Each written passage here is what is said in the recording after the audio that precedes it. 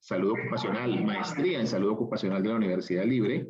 Actualmente se desempeña como médica coordinadora de medicina laboral en una entidad promotora de salud de carácter privado. Su conferencia entonces, protocolo de incapacidad médica en patología oncológica. Doctora Carolina, bienvenida. Buenas noches. Hola José, muy buenas noches. Bueno, muchísimas gracias por tu presentación. Buenas noches para todos quienes están en este momento acompañándonos. Es un placer pues poder estar aquí brindándoles esta información de valiosa importancia. Bueno, entonces como lo indicaba pues José David en la presentación, lo que traemos hoy es una propuesta, veámoslo desde ahí, desde poner unas cartas sobre la mesa y desde comenzar a subirle el nivel y a poner unos estándares más altos como con respecto de lo que nos hablaba el doctor Alexander anteriormente, de ese papel tan importante que todos como médicos laborales, independientemente de donde trabajemos, pues podemos aportar. Y entonces aquí vamos a entrarnos en el tema de patología oncológica, que seguramente la patología oncológica es, pues podría decirlo yo entre comillas, algo intocable para muchos, y que la idea aquí es que podamos verlo desde otra perspectiva y otro abordaje que nos pueda llevar pues como a que estas personas con patología oncológica no todas se vean desde un ámbito catastrófico y que podamos pues tener otras posibilidades. Entonces, todo surge para ponerlos un poco en contexto de una historia de una persona con la que tuve una conversación. A ella la vamos a llamar María, y resulta que María, pues era una paciente con un cáncer de mama, con un buen pronóstico, que llevaba una incapacidad muy prolongada, una incapacidad de más o menos cerca a los 18 meses de incapacidad continua. Y María, por iniciativa propia, me contaba: doctora, pues a mí me ponen la quimioterapia y a mí me dan síntomas 2 días y ya. Y luego de eso yo estoy perfecta. Y uno ve a la señora y la señora está como una uva. Entonces le decía yo, bueno, ¿y tú qué haces el resto del tiempo? No, pues doctora, ahí en la casa, porque pues, ¿qué más hago?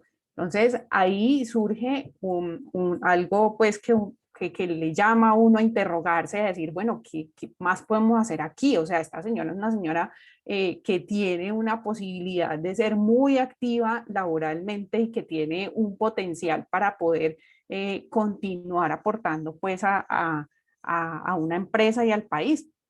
Y viene también arraigado con esto algo que el doctor Alex también mencionaba en su conferencia, y es esa relación clínico-laboral.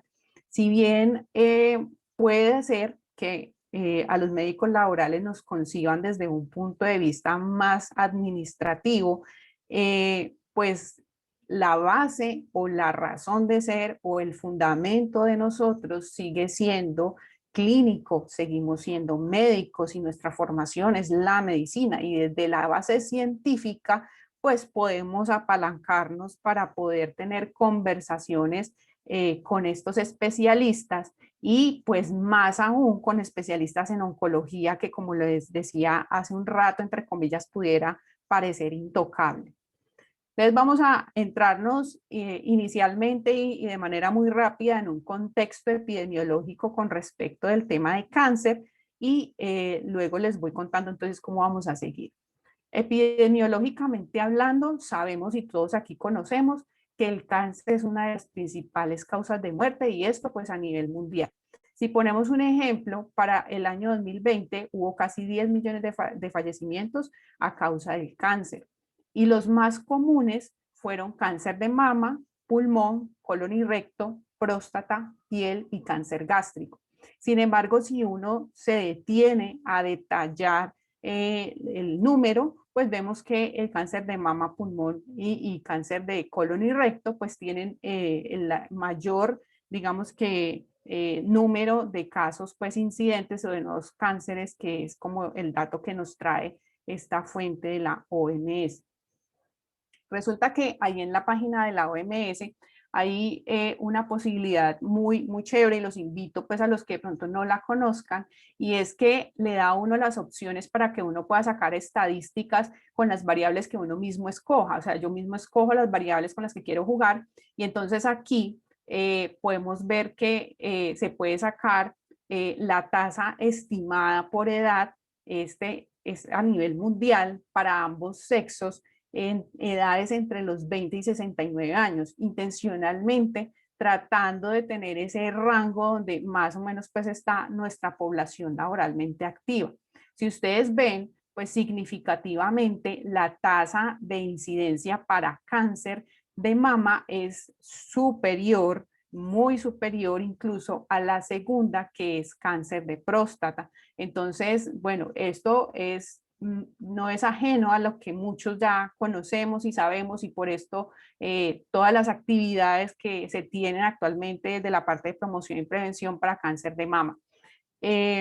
Y conversa con lo que acabamos de ver pues anteriormente con respecto de las estadísticas a nivel mundial. Cuando nos vamos ya a acentuarnos pues a nivel de Colombia, podemos encontrar entonces que el cáncer de mama sigue siendo el que mayor incidencia tiene, el cáncer seguido del cáncer de próstata, luego cáncer de cervix, cáncer de colon y cáncer de estómago. Sin embargo, para irles adelantando un poco para términos de esta conferencia, vamos a tomar como referentes cáncer de mama, próstata, colon y estómago.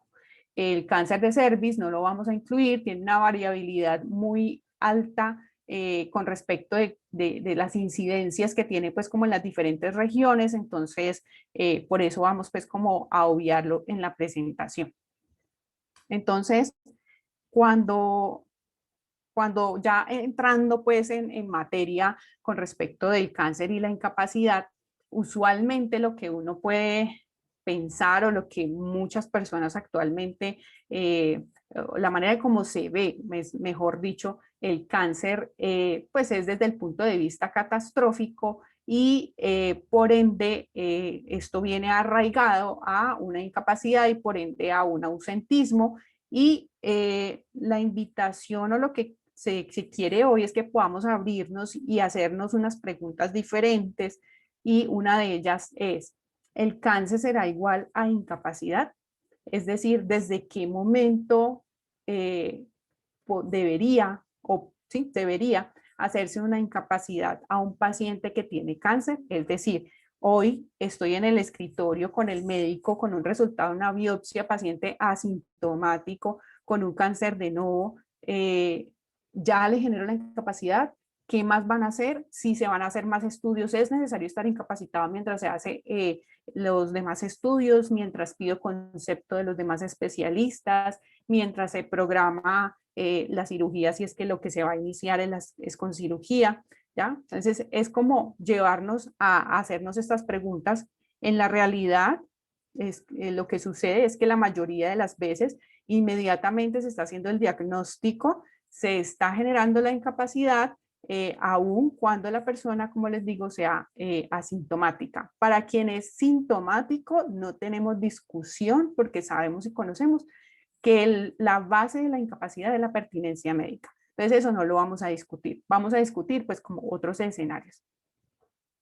Todo paciente en quimioterapia requiere incapacidad, y entonces aquí es donde les decía, vamos subiendo el nivel y ya estamos hablando de cosas muy diferentes y de cosas que tal vez en algún momento no pensamos hablar, que ni siquiera volteamos a mirar porque nos parecen, vuelvo y traigo la palabra, intocables, pero vamos a descubrir un poco cómo una persona en quimioterapia pudiera o no requerir la incapacidad prolongada. Y aquí traigo a María. Ustedes pues les quiero hacer la pregunta, si ustedes estuvieran hablando con María y vieran a esa persona tan vital que te dice, a mí me dan 2 días de síntomas y los otros 28 días yo me quedo en la casa, pues ya de ahí partimos pues como a que esta pregunta puede ampliarse pues a respuestas diferentes, a un sí, a un no. Otra pregunta es incapacidad mientras esperamos la cirugía. Y ahí les hablaba pues y me da uno a lo que les decía al principio. Muchos de los casos, bueno, no muchos, algunos y dependiendo del abordaje que se le dé a cada caso, de entrada requieren cirugía, pero antes de la cirugía requieren una preparación, requieren una cantidad pues de cosas o de situaciones. Supongamos que de aquí a la cirugía pues pasó un mes, entonces ¿será que yo necesitaba estar un mes incapacitado mientras me fuera llevado a cirugía? Estoy hablando no de retrasos con respecto de la prestación del servicio, estoy hablando del paciente que está muy estable, compensado y que está asintomático y que requiere o con síntomas muy leves y que requiere ir a cirugía. Entonces, ¿será que necesita la incapacidad desde ya hasta que lo operen? Incapacidad para que no pida permiso en el trabajo. Bueno, y aquí me voy a entrar de pronto en un tema y yo creo que esto es de grises y blancos tocar estos temas, pero son necesarios y viene entonces muy aunado a lo que ya les he estado diciendo anteriormente y es que, por ejemplo, si yo hoy tengo el diagnóstico, pero a mí la cirugía no me la pueden hacer ahora, estoy estable, compensado o estoy incluso asintomático, tengo una programación para una cirugía, por ejemplo, a un mes. Actualmente lo único que se espera son algunos trámites, algunos exámenes. Entonces, ¿será que pues es motivo de generar la incapacidad no pedir permiso en el trabajo para poder hacerme esos exámenes prequirúrgicos porque pues es que tengo este diagnóstico? Entonces, esas son preguntas que les voy dejando allí. Y por último, ¿es posible reintegro laboral en un paciente con cáncer en quimioterapia? Entonces, es como otra manera de hacer la segunda pregunta. Yo creo que si, pues acá hay muchos colegas pues que están desde el ámbito de empresa y les puede parecer un poco loco, pero como les digo, estamos pues tratando de abrir nuestra mente y las posibilidades a que pues vamos avanzando, las tecnologías van avanzando, los medicamentos van avanzando y el avance implica cada vez más en que todo sea mínimamente invasivo, que tenga mínimos efectos adversos y por ende que eso nos implique tiempos más cortos para que podamos rehabilitar y recuperar a una persona, incluso con un diagnóstico como estos. Entonces, el cambio de perspectiva, ¿cuál es? Que venimos de que la normalidad, entre comillas, es ver la incapacidad por cáncer desde el diagnóstico.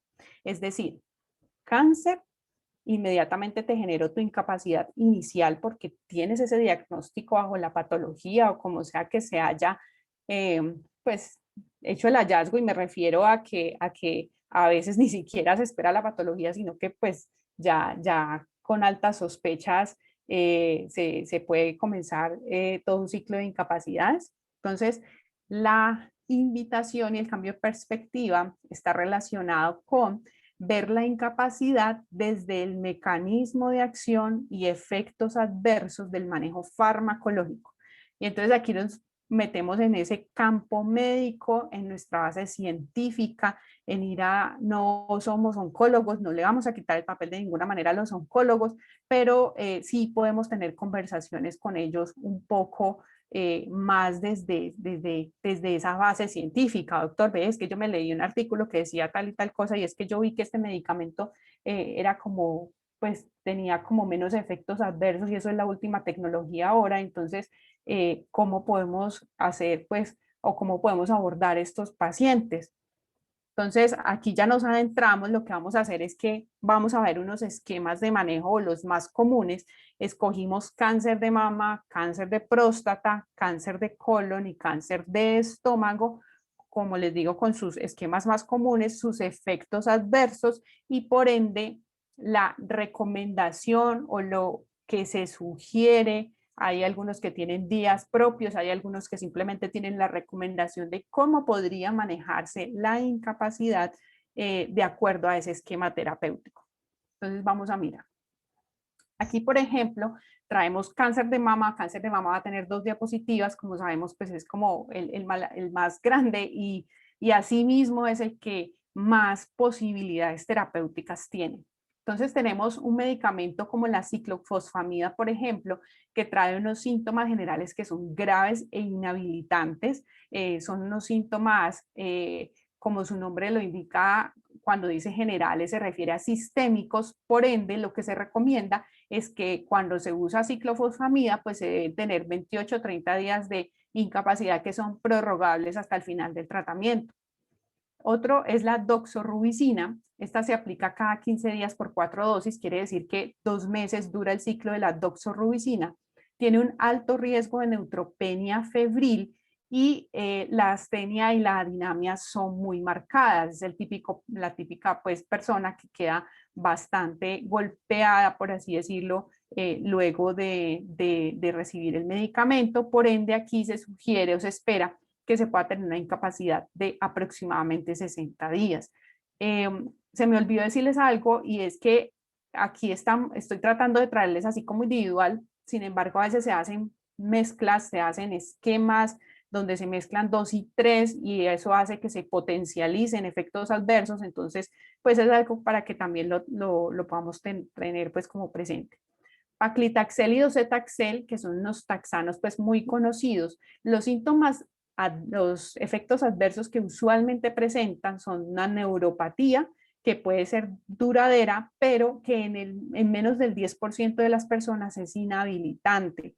La mayoría de las personas no experimenta todos los efectos secundarios que pueden traer estos medicamentos y desde ahí podríamos decir entonces que se pudiera manejar una incapacidad ajustada a 7 días o menos de acuerdo a la reacción que tenga pues la persona con este esquema. Trastuzumab es un símil de anticuerpos naturales. Se aplica vía subcutánea, por ende no requerimos un catéter, por ejemplo. Genera unos síntomas leves que son predecibles y autolimitados. En el peor de los casos puede causar cardiotoxicidad. Son pocos los casos y ante esto lo que se hace es que a estos pacientes se les hace control pues con paraclínicos para detectarlo pues a tiempo porque no todos hacen síntoma y excluyendo la cardiotoxicidad y poniendo el mejor escenario que es que no haya cardiotoxicidad, se puede ajustar una incapacidad a 2 días si no hay esa repercusión cardíaca que les comento. Otro medicamento es el pertuzumab. Es un citotóxico monoclonal y solamente se utiliza en el cáncer de mama tipo HER2 positivo. Se indica en combinación con trastuzumab y o docetaxel. Los síntomas son constitucionales, moderados, inhabilitantes cuando se combinan. Entonces, cuando se combina con paclitaxel o docetaxel, se puede pensar entonces en que la incapacidad sea prorrogable hasta que se finalice el tratamiento, porque ahí se potencializa obviamente los efectos adversos de ambos. Cuando se combina con trastuzumab, por ejemplo, como lo vimos pues anteriormente, trastuzumab no tiene ese grado de efectos adversos como los dos anteriores y ahí se podría pensar pues en una incapacidad más corta o ajustada. El PEG y el filgastrin, que también son muy conocidos, son estimulantes de colonias de granulocitos, dan unos síntomas muy similares a una gripa grave y por ejemplo, era uno de los medicamentos que utilizaba María y aquí podemos hablar entonces de una incapacidad ajustada al tiempo mientras los síntomas graves tipo gripa desaparecen y que luego pudiera estar pensando entonces que no es necesario tener a la persona el resto del tiempo que no tiene síntomas incapacitada. La terapia hormonal, que es tamoxifeno, letrozol y ogoserelina, da unos síntomas constitucionales y generales muy diversos. Puede dar sofoco, puede dar alguna artralgia, algo de astenia. Es una terapia hormonal.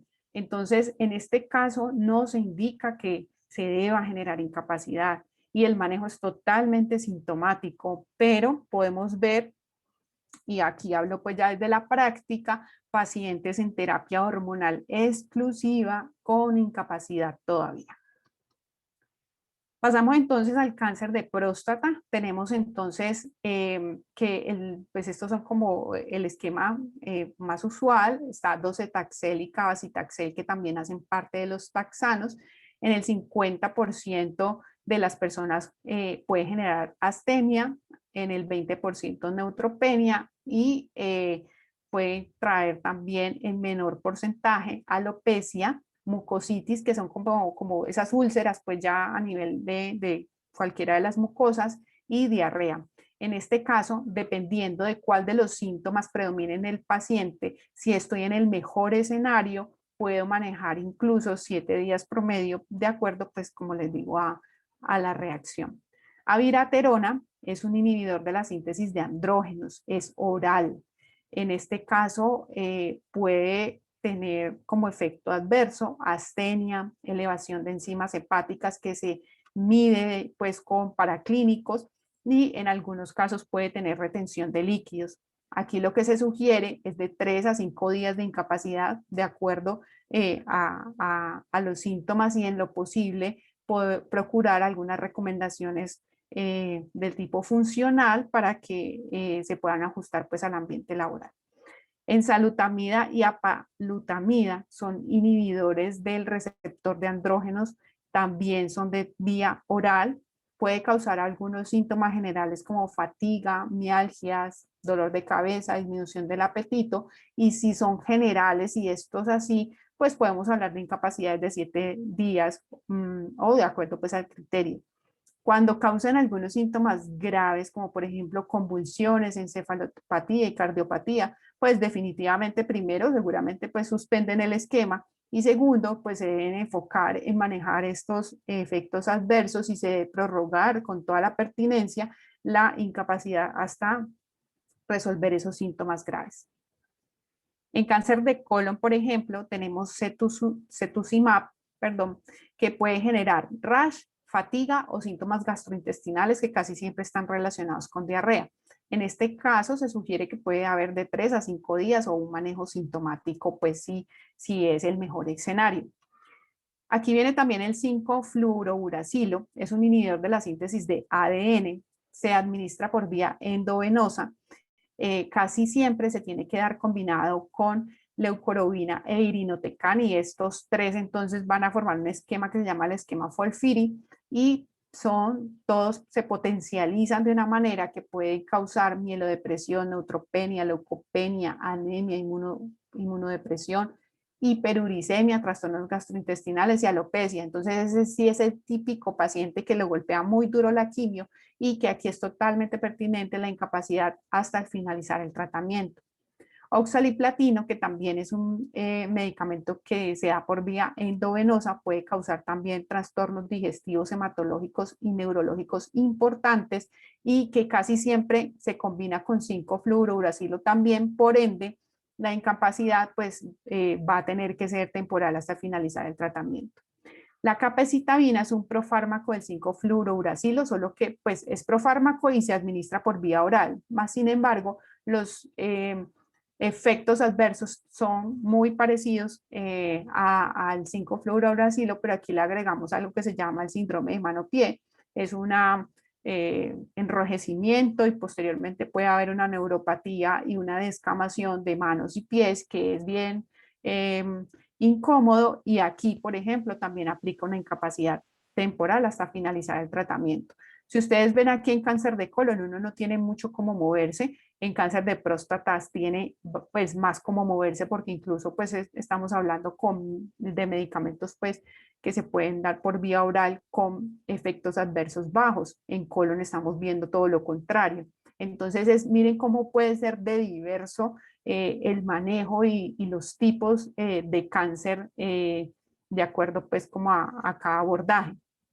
Por último, para cáncer de estómago tenemos entonces epirubicina, que se da por vía endovenosa, oxiplatino, que también es endovenoso, cada uno se coloca la dosis un día uno, el otro día el otro, en combinación con capecitabina a veces. La capecitabina ya se las hablé anteriormente, que es oral, y el profármaco de 5-fluorouracilo, y se toma todos los días.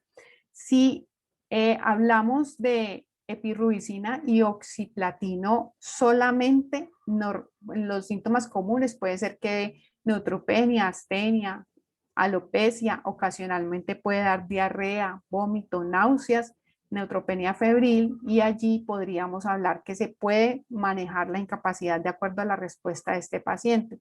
Cuando ya se combina con capecitabina, como vimos anteriormente, por todos sus efectos adversos tan marcados, pues es pertinente que esta incapacidad se prorrogue hasta finalizar el ciclo. 5-fluorouracilo, ya pues lo habíamos hablado anteriormente, sin embargo en estómago hay la posibilidad de que no se combine y que se dé solito, y si se da solito, pues sí podemos hablar de que si en los primeros 14 días no tuvo ningún síntoma, puede considerarse ajustar pues el manejo.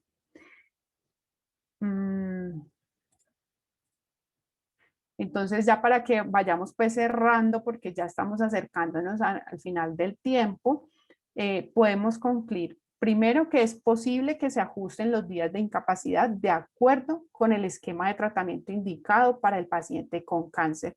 Y aquí estamos contextualizando al paciente, aquí estamos individualizando al paciente y no estamos viendo al cáncer como un todo para todos.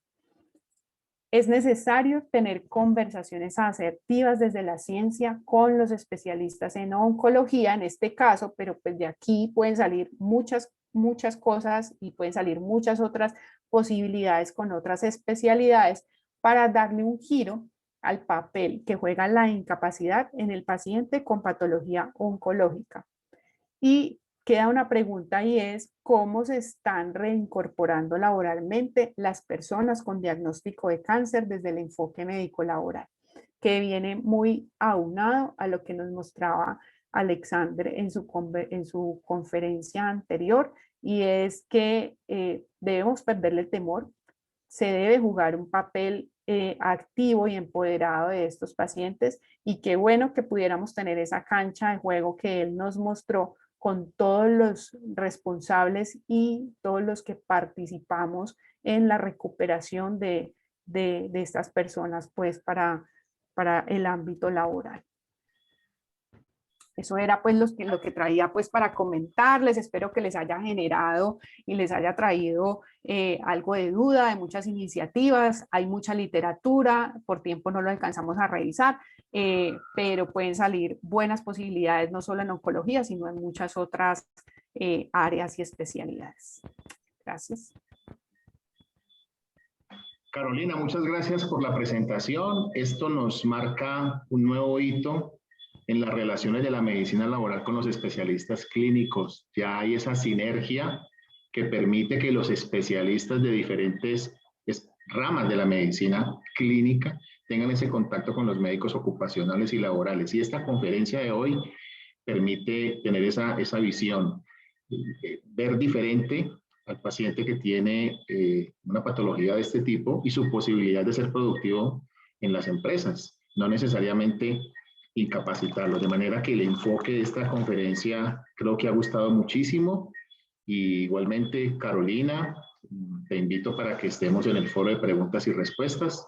Eso va a ser aproximadamente a las 7:45 de la noche. Igualmente, Alexander y Oscar, para que todavía no se vayan a ir del seminario. Vamos a hacer entonces un receso en este segundo día del Congreso, ya cuarto día de toda la